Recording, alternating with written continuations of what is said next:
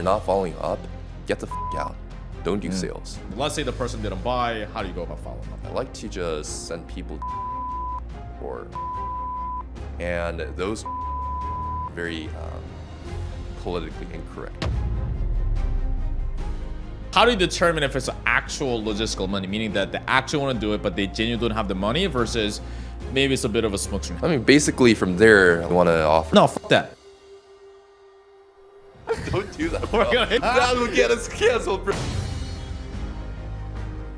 All right, welcome to another episode of the Dynasty Podcast. Today we're going to talk about how to follow up with prospects, because a lot of you have been asking about that, and also how to use this thing, your calculator, to close more deals. So we're going to talk about how to Asian your way up. How to Asian your way up. So we're going to talk about different tactics, right? Misconceptions, mistakes people make when following up, and also the hows, the brass tacks of it. So make sure to stay to the end. All right, so like, subscribe, hit the bell notification bell. Let's get to it. What's going on? Going good. Just nothing happening really. Nothing happening. Being the boring guy. No Yingji today. No Yingji. No Ying dim sum. Disappointed. What's going on? Yeah. Well, I mean, I guess Yingji needs to follow up with us now because, I mean, we're celebrities, you know? Yeah. Yeah. Very important. Yeah. You know, I always get disappointed when I'm kind of inquiring someone about something, like when I'm buying something, and then they don't follow up. They're not persistent. I actually get disappointed. I know sometimes people say like they get annoyed by it, but I'm just like, because remember the one sales call we were on, and then it wasn't a good sales call. But after that, he said, yeah, man, he said, yeah, I got to go to a call, but I'll send you this and this and this and this. And he never did. And I get that happens. I'm probably sure I'm done that too. But after that, I'm like, I kind of hope that he did follow up. Well, I mean, if you're so detached, I guess, if you're so lazy, I guess that really happens though. If you're really that lazy and you really don't care. But I mean, if you're gonna do something, if you told someone that you're gonna do something, why not just do it? You know? Yeah. It's just basic information, you know. And that's a misconception that people have with follow-ups, is that a lot of times people feel like they're bothering the prospects by following up with them. But the thing is this, we talk about this quite often, but sales and dating are so similar in a sense that as a man, and from like a dating perspective, the girl's not gonna, most of the times, the girl's not gonna make the conscious effort to move things forward. They're just not, right? Then the girl's not gonna follow up with you. The girl's not gonna take initiative like, hey, let's meet here at this time. The girl's not gonna, you know what I mean? So you got to take the lead. And so same thing with in a sales context, because the prospects, most of the times, they're not just going to follow up with you, the salesperson, right? So I was reviewing a call the other day, and the end of the call ended like the guy apparently didn't have the money. And the salesperson was like, yeah, so, you know, when you do have the money, you have my contact information, so feel free to reach out. I'm like, it's like a nail scratching through a chalkboard. I'm like, what are you doing? Because 9 times out of 10, probably 95 times out of 10, that doesn't make sense. 95 times out of 100. You're supposed to be Asian, you know. Disgrace. I'm like, that didn't make sense. The prospect's not going to come to you, right, to buy. So what do you got to do? As a salesperson, you got to be the one taking charge, initiative, and lead, and actually stay top of mind and like checking in different ways of going about that. But the number one mistake is not following up in the first place. Not following up, not being persistent because you think you're bothering them. But the thing is, I mean, you and I coach some people here and there, you know, and the amount of sales being lost because someone said, I mean, I don't have the money, and just fold in the first like objection like that. Oh, it's just money logistic. Is it? Never really even tested Good question. Is it? People think it is, but is it really? I mean, let's be real. If I were on a call and the price is like, for example, like 100K, and I do have access to 100K, but I'm just scared, I'll just say like, I don't have the 100K. That's the easiest objection you can give to everyone. Okay, so how do you determine if it's an actual logistical money, meaning that they actually want to do it, but they genuinely don't have the money, versus maybe it's a bit of a smoke screen? How do you determine that? I mean, basically from there, like, I mean, you want to offer like payment. I mean, like the standard, like payment plans, financing option, and then if it doesn't work out, then I mean, you have these. Like, click on the link below because we're gonna actually add a. Are you open to that? Like the 63 different ways to get the money. Oh man, the 69 different ways of 69 getting money different. together. 69. Oh man. Yeah. We'll name it 69. We'll name it 69. We'll add 6 more probably. Okay, fine. We'll give you some sauce. So there are 69 different ways to find the funds. Like at least you can try all. Like you don't have to try all 69, but you can try at least 3. Like the amount of times I collected a deposit and had people apply for like AMX Blue or call their grandma or call their parents, whoever it is, right on the spot. Like that's the level of persistence. And plus you have built enough rapport by then to actually command someone to do something, take the leadership enough. That sounds hard. Commands. I mean, you got to just command people to do something yeah. at that point, you know? Yep. Yeah. So, and remember when we were on a podcast with Matt, when we were asking him about this, his take on follow-ups, he said, first step is you got to make people want the thing. Oh, yeah. Right? So first step is on the sales call itself, you got to build that urgency, like actually find a problem. And another thing that kind of, another nail on the chalkboard is that people don't find the problem and they just pitch. I'm like, I didn't know people did that. I mean, you gotta make people in a state where it's like, okay, how do I actually come up with the funds together? Let's come up with the funds together. Like you have to make sure that they're horny. You gotta make sure that they're like wanting enough to actually now make suggestions and they're receptive towards it, you know. Yep. Like I said, like you can just have them try like PayPal credit, Affirm, or different type of financing options, or like credit cards. Like everything, there's so many ways to get the funds, and you don't even try it on the call as much as you can, and you just let them go. That's just outrageous that you put it in your like tracker. Oh, it's just money logistics. Dude, the thing is like this is how crazy it gets. People don't even track the objections, and I guess it's not crazy because I guess you don't know what you don't know, right? And I guess I didn't know that starting out either. I was just lucky enough to have mentors like Matt, Anthony, to actually like track those different things. But so you got to actually turn a want into a need. Yeah. This is something what Matt told me when I was a 7th during our trainings. I'm like, that was just like a light bulb moment because there's a difference between, oh, it'd be kind of nice to travel around, right? Because a lot of the people we talk to, they sell like make money coaching offers, right? Biz up, things like that. And they're like, yeah, like it would be nice to kind of travel. Do you really think someone will spend 5K, 10K, 15K for it would be nice to have? Probably not, right? So you got to turn on one into a need. How do you do that? Is by, it's cool that you want that. It's like a nice to have. But like, what actually drives you though? Because when we coach our clients, some of our most successful stories, some of our most successful clients is that they have a strong desire for it, not just a nice to have, because that's a different intensity of running. So what is that for you? Yeah. And I learned this from, I think Nick Schroeder was the first person that taught me, but I think this originally from Eli Wild is if someone says, oh, I just want to like, in future pacing, like I just want to invest in more stocks or invest in more like portfolios, like those are just very shallow answers, surface level answers. And you'll always get a surface level answer if you just settle with that, you know. Like you can always say like, oh, setting that all aside though, in our deathbed, we're not going to be talking about portfolios or the business or the jobs we've done, but we're going to be talking about the small memories you've been able to create with your loved ones. And I add on top of that who we were remembered as by the people that we genuinely care or count on us. And for you, like, what type of memories do you want to create that you're not able to create right now? So you're getting like one level deeper because that's a need now. And then I ask them like, okay, and with you creating those memories with your parents, for example, buying them a house and giving them the keys, who do you want to be remembered as by them? And I plant them an identity there. Then what decisions do you need to start making to be that person? And what would it mean for you to be able to be called that way from your parents? At that point, you're creating a need enough where it's like your program's the facilitator to get to that certain outcome, to that identity. Yeah. No, this is important because people are asking about different follow-up tactics, and we will get to that, but this is the prerequisite.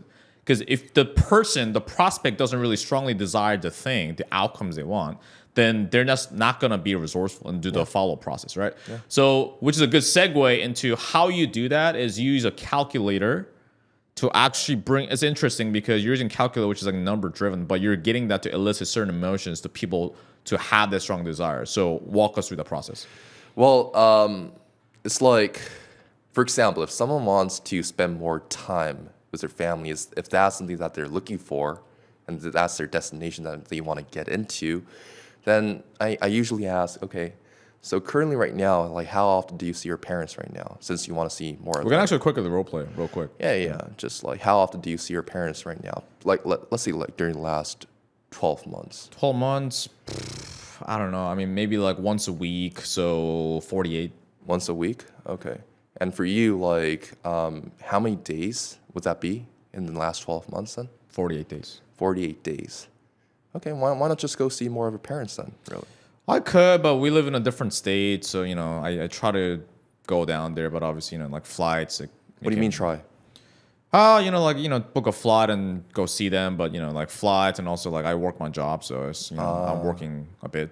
So it's your job that's causing you to not see them in a way. As a part of it, because when you're working 9 to 5, like you can't just like all of a sudden take a leave all of a sudden. You know what I mean? So like weekend trips I try to, but and also like flights like back and forth, and that's another added expense too. How old is your parents right now, by the way? How old is your dad? He's 58, 58. And how old is your mom? 56. 56. So you know the average life expectancy of a male and a female? Like 80 years old. No. Make a guess. 80. 80? Yeah. No, it's 72 for males and 76 for a female normally. So you think you have, and let's do a quick exercise over here if you don't mind. Yeah. So if an average male's life expectancy is 72 years old and your dad is 58, then how many years left? And God forbid, like let's say he lives longer than that, but on average, so he has 14 years left. 14, yeah. Yeah. And your mom, she has what, like 18 years left? 18, yep.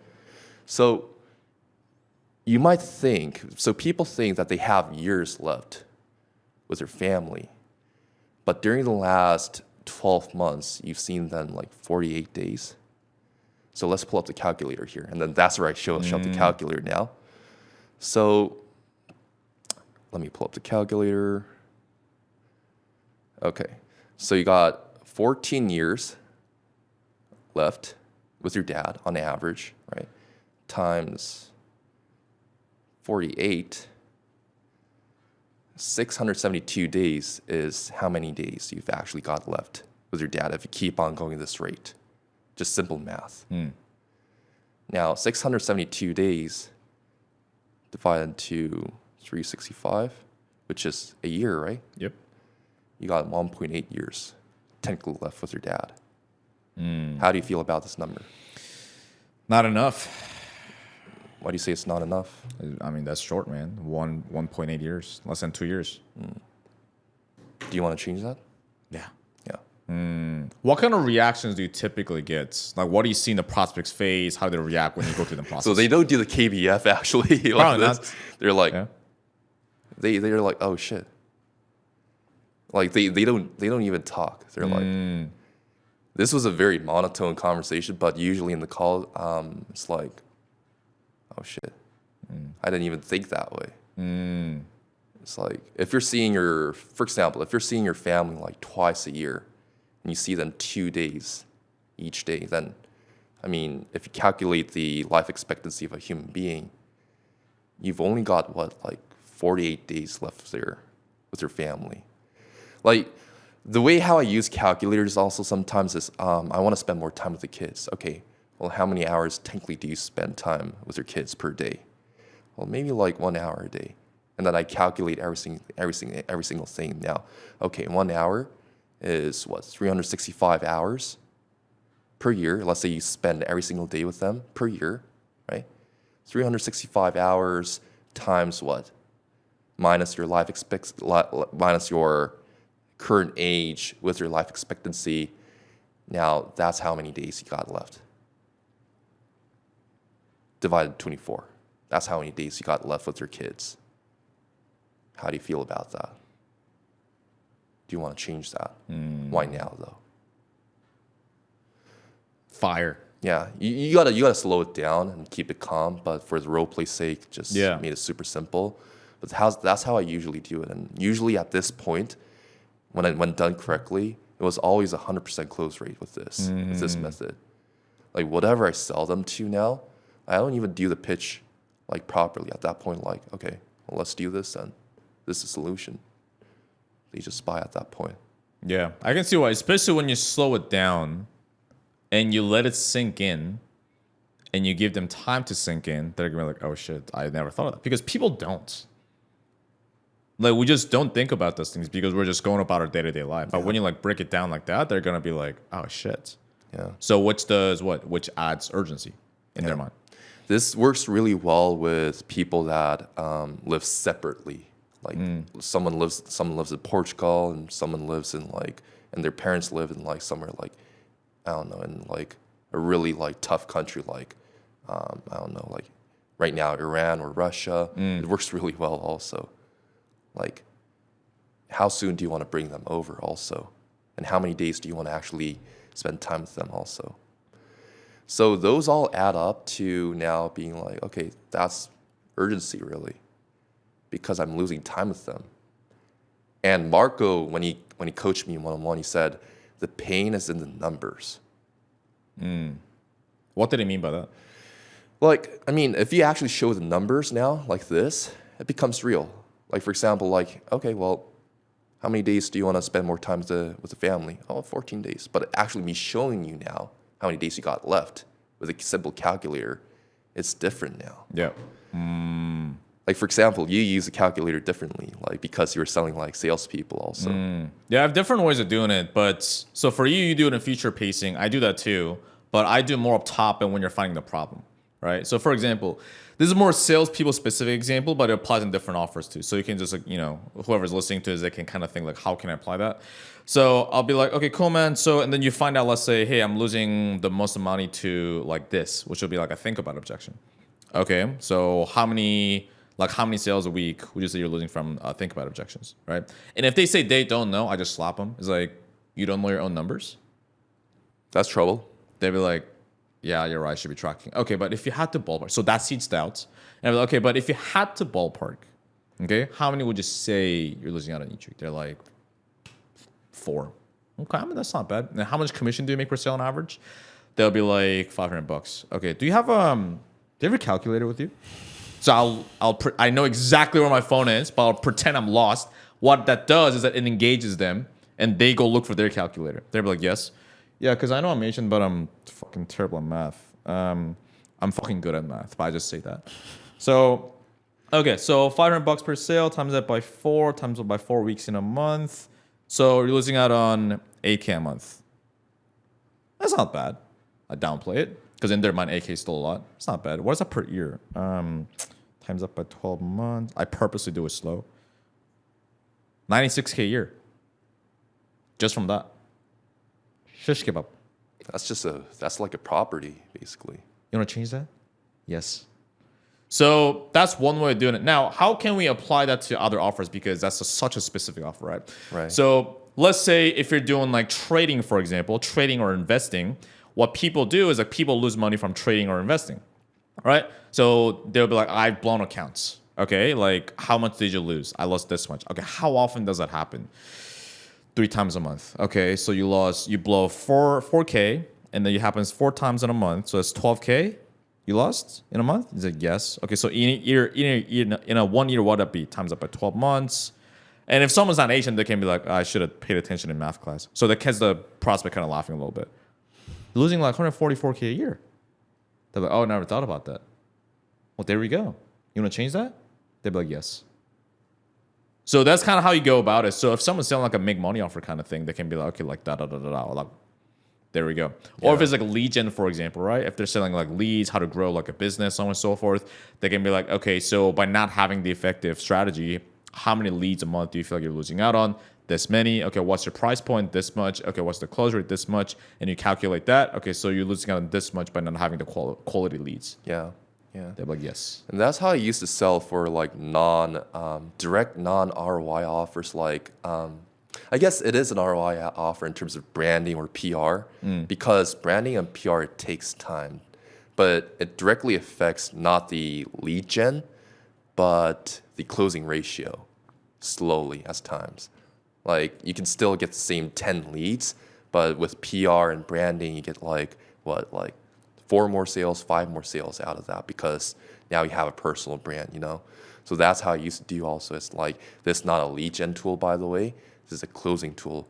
and how many are closing right now. So I go with the closing ratio, and okay, this is how much you can be making also with this type of number, and this is how much you're losing out. Yep. Because you don't have a personal brand. Because how many people tell you that they don't know you, or Yep. they just met you right now. So That's a good one, because even for non-direct ROI offers, for example, a direct ROI would be sales and marketing. That's like, so, okay, this much ROI, I can see that. But there's non-direct ROI offers, such as the PR stuff. And there's a guy on Facebook, what's his name? Omar, that he talks about like Reddit review, like negative review removals, things like that. So how he's selling his offers like hotcakes.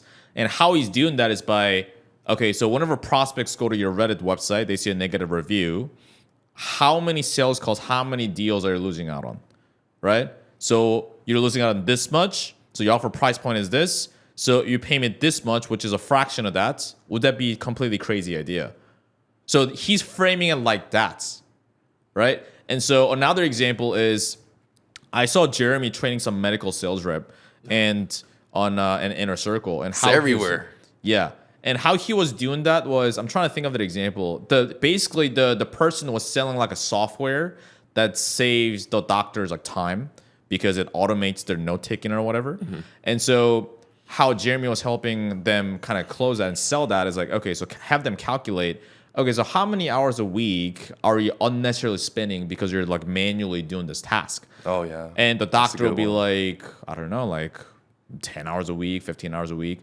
And then, okay, and what's your billable hours on average? Or I usually charge this much. Okay, so by you manually taking those notes, like what is it taking you away from? Or me being able to actually do billable hours, right? So 20 times this much and this much. And then how many doctors do you have at your hospital? This many doctors. And you multiply that shit, right? So if each doctor is losing out on $8,000 a month and they have like 5 doctors, 40 grand a month the hospital's losing out on. Yeah. Right? So it became from, hey, you can automate your note taking, which is like, okay, that's kind of cool, I guess, to you're losing out on this much. Yeah. I remember another example that we used actually, like it was last month when we were talking with a business owner real quick, and he needed a DM setter or something like that. He needed a bunch of stuff. We needed a bunch of stuff. And we have a lot of network in terms of salespeople, so we could plug in a DM setter anytime and like anywhere we want to. Anytime, anywhere.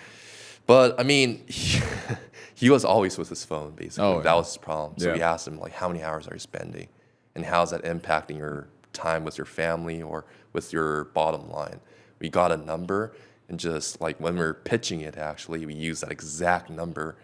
And this is how much we're going to save you with plugging in a DM setter that is already trained, you know? Yep, that was a good one. Another example, too, is something I learned from Matt. Because if someone's listening to this and if they ever have somebody, they're like, you ask them an income goal, right? So how much would you like to be making on a monthly basis if you could? And if the goal is kind of low, right? If the person's making $4,000 a month, they want to get to $8,000 a month. Like a simple way of doing it is like, okay, we'll just stop there. Would you like to be making more? I like to be making more, $12,000 a month. But let's say after you go through that, they still just want to stick to like the $8,000 a month, right? Which is not enough of a gap. If it's only like a little bit much, how you can stretch that gap is taking them, or if they don't know how much they want to make, you can take them to an ideal lifestyle exercise. Yeah. Right? Which is like, okay, not a problem. So let's do this. Like, cause like we want to make sure like what kind of lifestyle you want. And based on that, we can reverse engineer how much money you want to make, right? Yeah. Or how much you need to make. Okay. So like what kind of house do you want? Yeah. What's your dream home? I want this kind of home. Okay. How much would that cost? It would cost this much. Okay, cool. And then the mortgage, it would cost this much. All right, cool. And then like, how often do you want to travel? I want to times like 3 times a year. Okay. Yeah.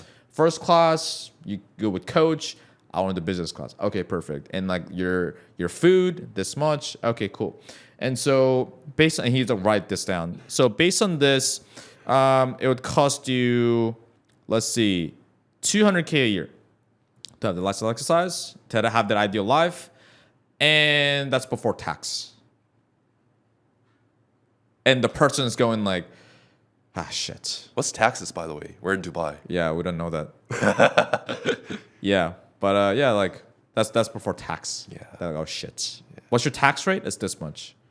Okay, so it would actually be, you need to make $400K a year. So they just went from, I think I need to go from here to now it's here, and now it's here. Yeah. You don't want to stretch it too far out, but it's like, oh, it's like that's a lot more than I thought. Which does what? Which adds urgency. And if you're selling biz op, like a lot of times people come in and be like, I want to pay off my debt. Yep. And usually when they say debt from the US, it usually means their mortgage or their student loan, really. And I typically ask them how much it is. Yep. And then you use the exact like framework again, right? Okay. Well, you want to make $6,000 a month, but you can really just pay that off. Like how many years do you want to pay that off, really? Like, and what would it mean for you to actually pay that off in that XYZ years? Okay, then how much do you need to be making? Let's do an exercise together, right? Yeah. Then, like I said, the problem is in the numbers. The pain is in the numbers. And people ask, how do you objection handle when it comes to B2B? And when I was doing one-on-one with Marco said, like, I mean, when it comes to objection handling and B2B as well, you just use straight up numbers, really. Yeah. Like this, how much you're losing, and this, how much you should have been making by now, right? Yeah, B2B offers are more like ROI kind of based, right? B2C is more emotional. And when we say B2B and B2C, B2B, I mean, in this case, it doesn't have to be like enterprise because like a lot of people would talk to, they don't really sell enterprise. But if you're talking to like business owners, like even if like a small business owner, then still like the numbers will make more sense to them. Yeah. Okay, so that's with, okay, there's the pre-step, which is getting that urgency. Now let's get into the brass tacks of follow-ups.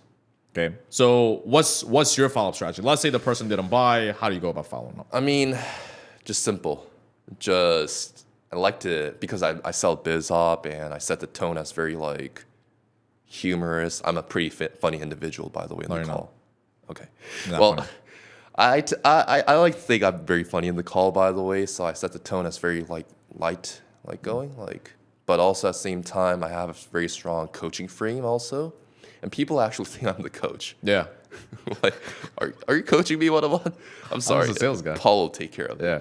But so what I like to do is I like to just send people GIFs or memes, and those GIFs or memes are very politically incorrect, I would say. Very slappy, you know, like slappy in terms of what's going on over there, or like, or you know the Spider-Man GIF. Like this? No, not that one. The Spider-Man meme where it's like the Spider-Man is disappearing and Iron Man is like, you said you wanted me to follow up with you, and then he just like disappeared, you know, like that was a meme that I'll always send, you know? Nice. Because if you're sending like things over text, it's very dry. Yep. And you cannot really see the intent behind it. Yep. But with memes or GIFs, you can be way more direct and you can just say whatever shit you want to and it still comes up funny, you know? I'd literally be like I send like what the fuck or something like that on a GIF setting. And the guy didn't take offense at all because it's a GIF at the end of the day, it's a meme. Yeah, you can get away with so much horrendous shit on a meme or a GIF. Because like, if you say what the fuck over text, it can be like very confrontational, very combative. But for some reason, you put it on an image and then you put the text there. And then all of a sudden, it's like, it's all good. Yeah. For example, you also said like something like, well, I need to go to a doctor's appointment or something like that. And just send it, so what? Yeah. Over GIF, so what? It was like, well, I mean, I still have to go to doctor appointment, but he left a laughing emoji, you know. Yeah. But that's the power of like putting humor and like my whole language when it comes to talking with people over the phone is just really GIFs at the end of the day and make memes. Like I just conditioned them to know that I just talk in this way, really. And they don't take any offense on what I say. And I just can be very, very direct as much as possible if I want to. Yeah. And I have a lot of dark memes as well, you know. Okay. Just crack people up. We'll have the content team put up some GIFs and memes. You know, I hope they put it up because sometimes you watch a YouTube video and they'll say like, we'll put it up on the screen and they never do. Yeah. I'm like, I feel like that's going to happen. Content team, let's put it up. Yeah. I also like to just call people. I mean, especially when I was like earlier in my careers, like I'll just dial people, and I would have a follow-up tracker. And it just shows me how many times I've dialed this person. And I didn't have any sales skills back then, only had product knowledge. I just called people. Because I couldn't one-call close people because of my lack of skills. I don't know if I still have that tracker, but the best record the most amount of calls I've done with one individual was, I think over 8 months was 72 times. I just didn't know a better way. I just called that person every single day, Yep. every single day, every single day.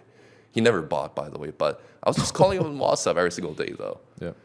And I have another follow-up strategy, but I learned it from you. So You're welcome. you could talk more about how you use the 69 different ways to get the 69 funding different things. and how to keep them accountable also. Yeah. So follow-ups, the reason why I believe in follow-ups is because it's not about one call close versus follow-ups, because some Karens are going to go crazy in the comment section. They're like, oh, why don't you just one call close? No, it's both. Pipeline is for pussies. Yeah, true. We're pipeline pussies. No, because we talked to Will Odoms the other day on the podcast, and he was talking. We're on the same page about that. It's not about one call close versus follow-ups. It's both. Because listen, now we're not here to espouse our goals onto the people. Because let's say you just want to only do one call close, and then you never want to do follow-ups ever again, and then during your no-show time you just want to like go to the beach or whatever. That's fine. I literally have no judgment on that as long as you're happy with it. Hey, Brian, we got to have more of a backbone than that. We got to make this more controversial. Do we have to? And say, like, if you're not following up, you're not a salesperson. You're a pussy! You're a pussy. Yeah, exactly. No, but that's what I firmly believe, though. If you're not following up, get the fuck out. Don't do sales. Yep. Like, for real. Like, for real. I'm like, if that's what someone wants to do, I'm just like, hey, that's what you want to do, man. Like, I have no judgment on that. Because that's what you want to do, right? But what was I going to say? Oh, yeah. But the problem is that people they don't do follow-ups, but on the first one call close, they're not going hard enough. So this was something Matt said too. Like, guys, if you're going to not do follow-ups, you at least need to be aggressive on the first call. Because if you're never going to follow up again, you just got to burn it to the ground. The problem is people don't even do that. They're soft in the first call, and they don't do follow-ups. And then if they're happy making the money down, 100% happy with the commissions they're making, hey, all power to you. But if you're not, then you got to do one or the other. Yeah. Right? You just can't. So with follow-ups, how I would go about that is, number one, you got to set next action steps and a time frame for it. Yeah. For example, if on the call, you got to first find out, you take them through paid in full, 2 pay, 3 pay, finance options if you have that. If they can't do any of that or they get denied, okay, what can we do? And then we set a definitive action. Is it who in your friends or family who could possibly help you out with this so that you can actually retire your parents?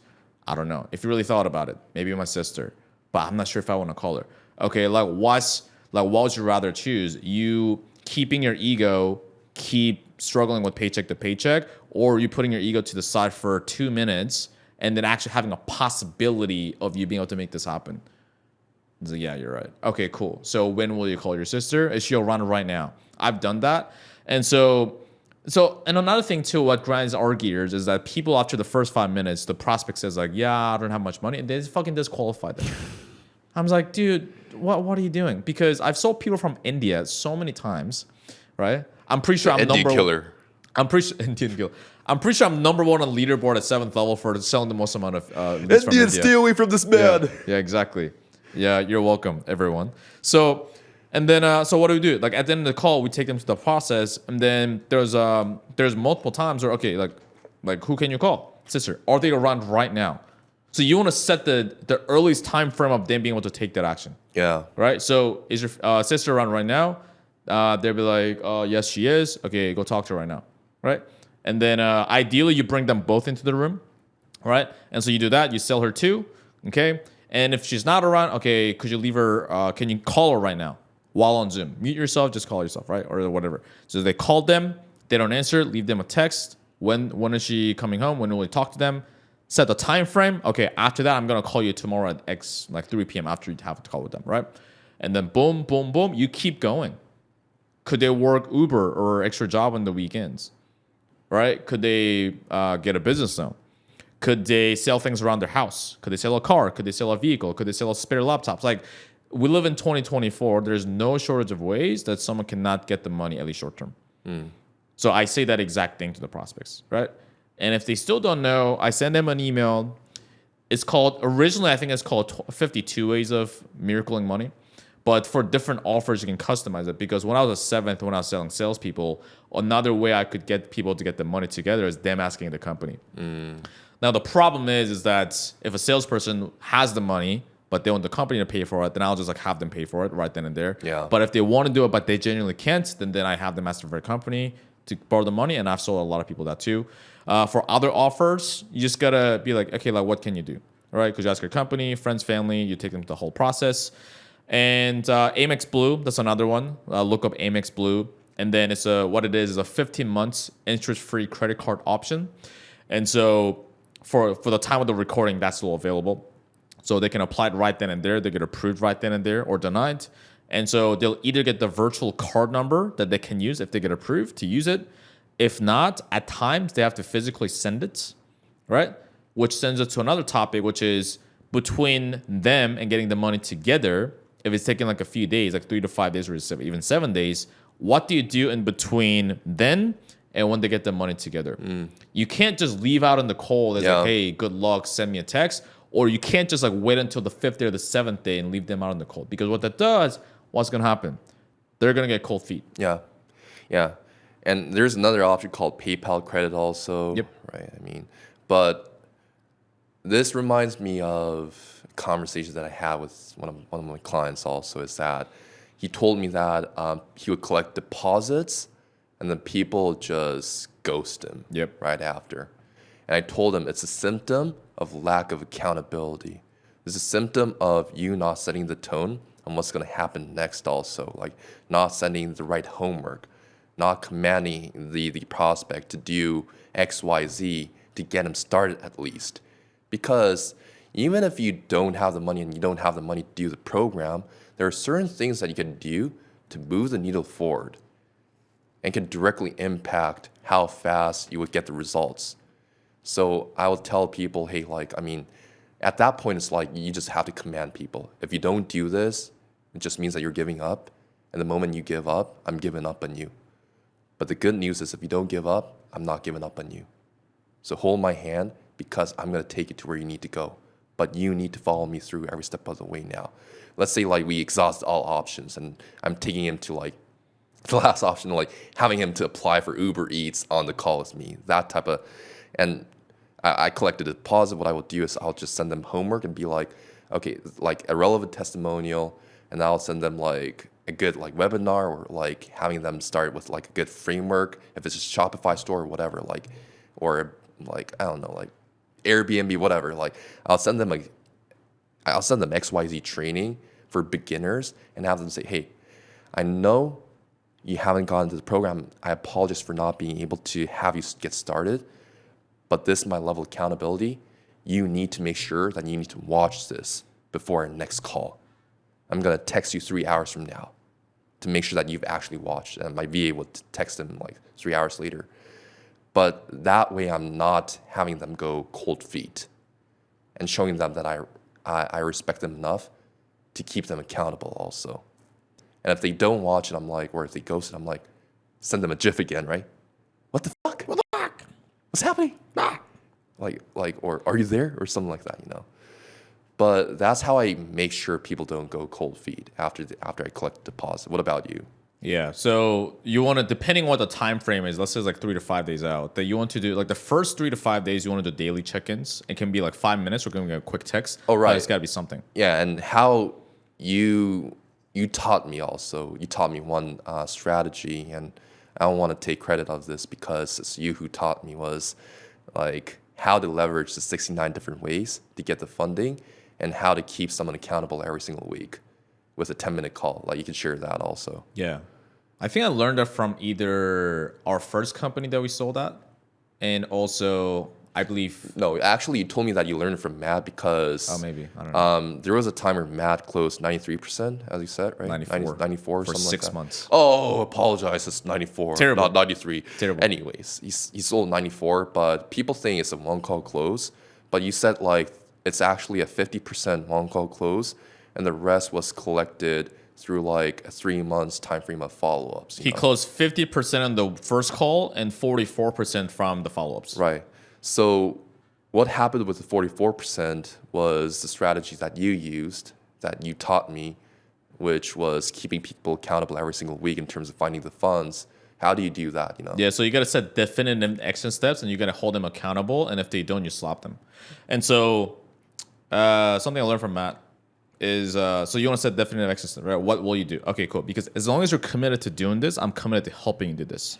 So when will be a reasonable time frame for you to get the money together so you can actually retire your wife? Set the tone as accountability again. And if they say like 6 months, if it's too far out, it's like I challenge you to do it within 3 months. If they say 1 month, I challenge you to do it within 2 weeks. So I try to half it, right? And then challenge you to do it in 2 weeks. I love it because it's a commanding tone now. It's like, are you open to none of that neutrality? It's like just do it. Yeah, the assertiveness is kind of like crescendo. So when I was younger, I played the violin. Very Asian, I know. But I played the violin. In music, there's something called crescendo, which is when the music goes like quieter to louder. It's like, that's a crescendo, right? So the assertiveness on the call needs to be a crescendo. When you're first starting out, you're kind of like playful, lighthearted, laid back. Yeah, man, what's going on? Looks like you booked a call for this. And then as you go on, then you can be like, hey, man, like have you considered like what happens if you don't do this? It's like, hey, man, like then you become more assertive, right? So by that point, because something what Eli Weil talked about too, you cannot be a pussy for 25 minutes of the call and then objection handling, you become this macho man. You just can't because the prospect's going to be like, what the fuck? It's not congruent. Right, so you up the assertiveness because if you do it in the beginning, they're going to be like it's like too much, right? So you increase it. So by that point, yes, they should follow your lead. You're not going like, hey, would it possibly be appropriate if you get the money? No, fuck that. At that point, you're like, okay, as long as you're committed to doing that, I'm committed to helping you do this. So when will be a reasonable time frame for you to do this, right? They'd be like 6 months. I challenge you to do it in 3 months. Okay, so what's your actual strategy? What's the plan? They'd be like, I do this. Okay, perfect. What's the first step you're gonna do? I'm gonna call my sister. When da-da-da-da. All right, cool. After you did it, I'm gonna call you. When I call you, you better pick up the fucking phone. Because if you don't, I'm gonna know you gave up. They're like, no. I'm gonna call you. If I don't see your call, then I'm gonna text you. Okay, cool. So look, see you at this time. Perfect. And then you set a task in your CRM. I also like to set tasks in my calendar also, so I don't forget. So I put that, boom, call them. That's a good one because when I send the 64 different ways to find the fun day, like I'll just tell them, hey, by next week when I call you, you need to do number 1, number 24, number 63. If you don't get it done by then you just mean that you've given up. And I don't want you to give up. Are you willing to give up?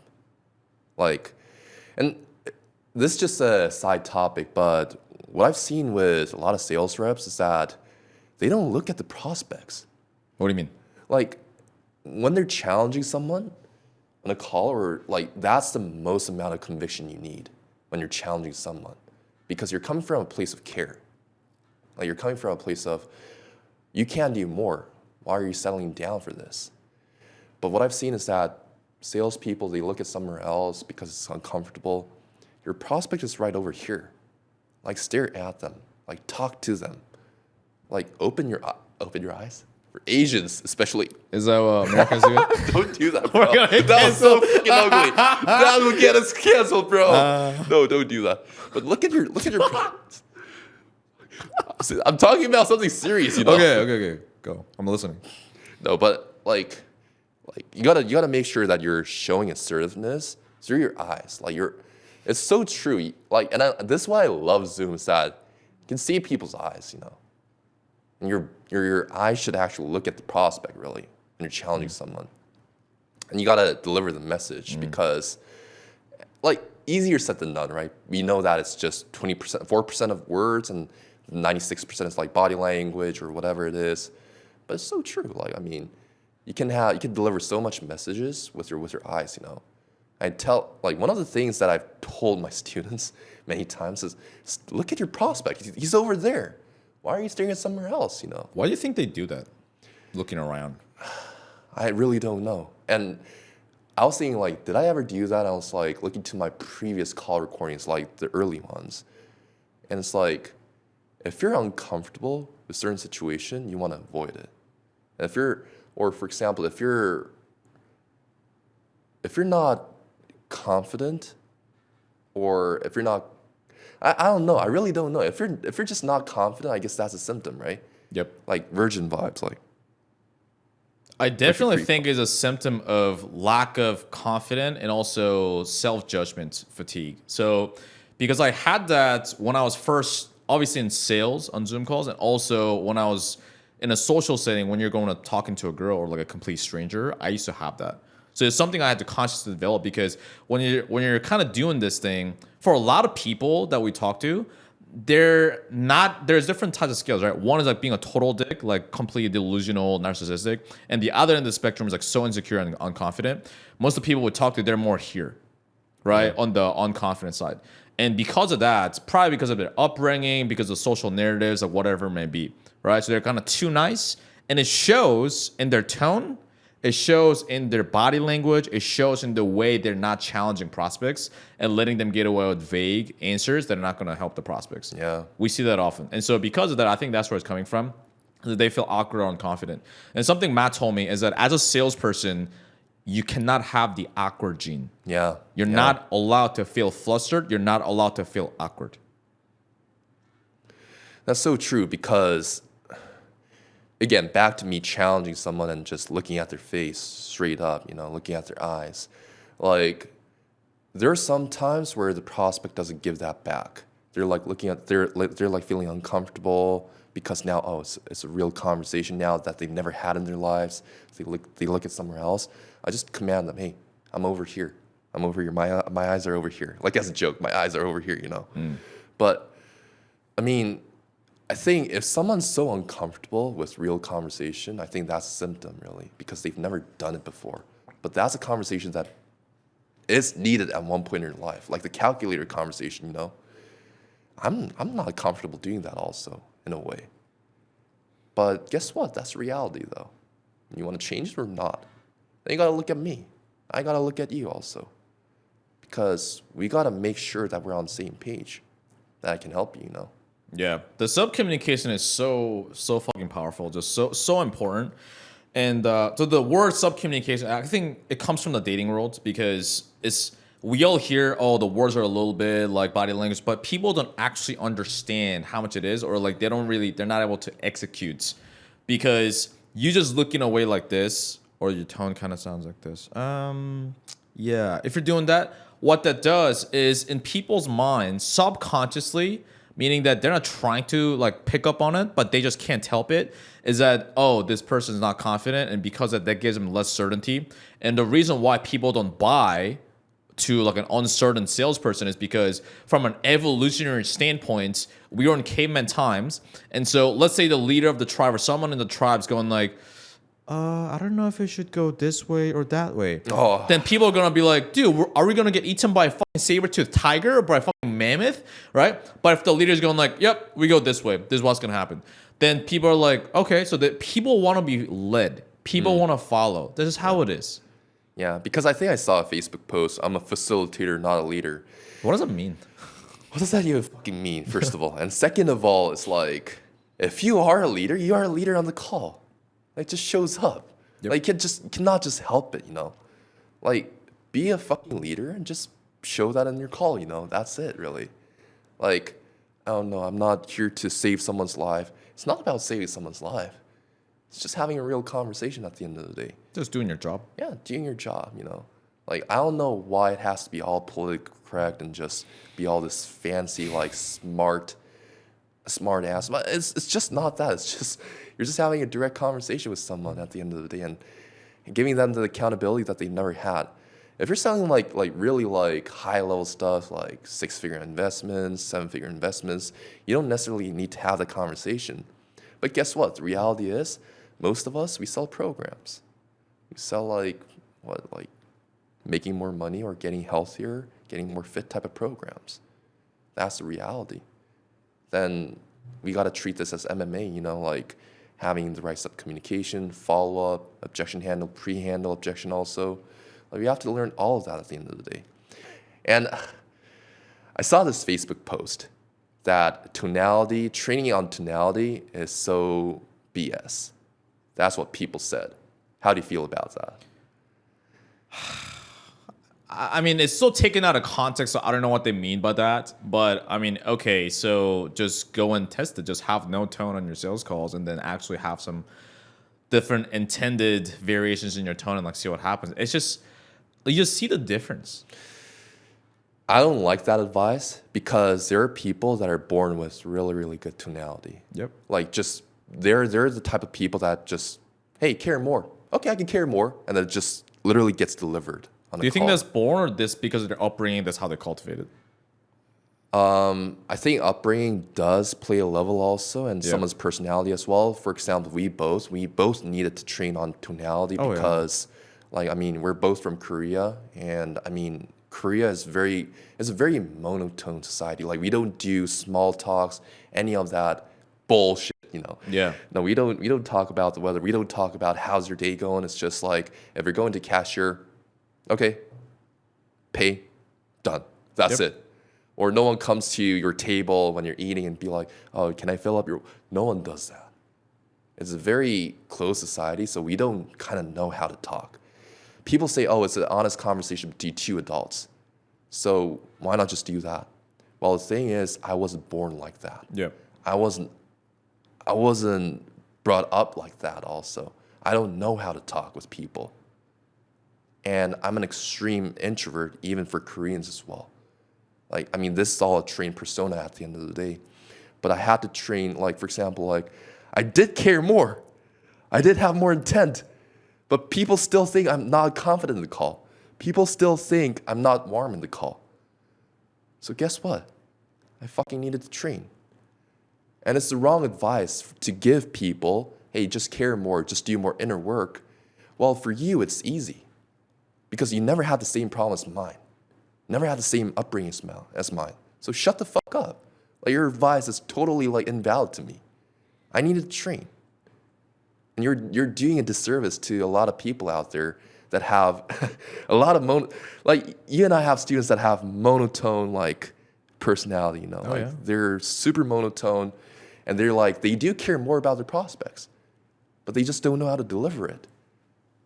Then you do need tactical training. Like, what's your opinion on that? I mean, intent matters, of course, but the thing is, I think what's lacking is like, oh, just it's kind of like in the dating world, it's like just be more confident, bro. I'm like, yes, that's Just true. be better. That's not a false statement, but okay. So what are the tactics, right?